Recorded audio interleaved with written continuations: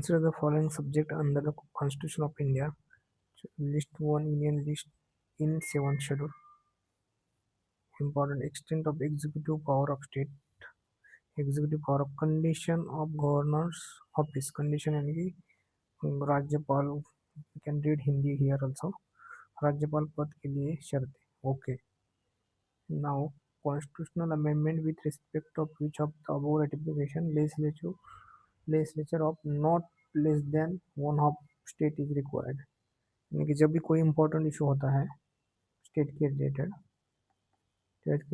तब one half state का ratification required होता है. उसमें ऑप्शन देखिए तो आपको ऑप्शन 1 2 2 3 कोई ना कोई ऑप्शन तो है. सबसे पहले लिस्ट यूनियन 7 शेड्यूल, इसके लिए तो लगेगा. सबसे इम्पोर्टेंट चीज़ है यूनियन लिस्ट का भी. यूनियन लिस्ट का पावर चेंज करेगा तभी स्टेट का कॉम्प्रोमाइज़ होगा ना. स्टेट और यूनियन का साथ साथ में डिवाइड किया है तो उसमें स्टेट का लगेगा ही लगेगा. ऐसा नहीं कि यूनियन लिस्ट का है तो स्टेट रेटिफिकेशन की ज़रूरत नहीं. यूनियन का पावर चेंज किया तो स्टेट का पावर को चेंज करना पड़ेगा या स्टेट का पावर यूनियन को देना पड़ेगा. ऐसा तो ये इम्पोर्टेंट है. Extent of executive power of state, ये भी इम्पोर्टेंट है, स्टेट के लिए बहुत इम्पोर्टेंट है. और रेटिफिकेशन लगेगा. अभी रह गया 2 ऑप्शन तो राइट है. कंडीशंस ऑफ गवर्नर ये डाउटफुल है तो let's check answer in actual exam condition. आपको 1 एंड 2 है, इम्पोर्टेंट है तो 2 ऑप्शन एलिमिनेट हो रहे हैं. ए एंड डी है, 50-50% चांस ले सकते हैं इसमें. कोई डी भी दे सकता है. Condition of governors office, condition of governors office,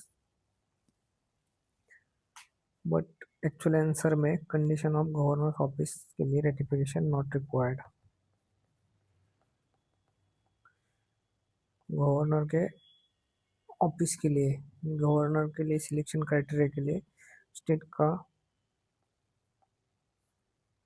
criteria नहीं लग रहा है क्योंकि वो एक्चुअल में वो प्रेसिडेंट का डिस्क्रेशन और यूनियन का डिस्क्रेशन है गवर्नर को सिलेक्ट करने में इस कंडीशन में.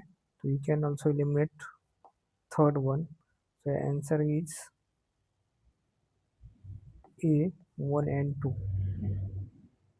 Answer is 1 and 2.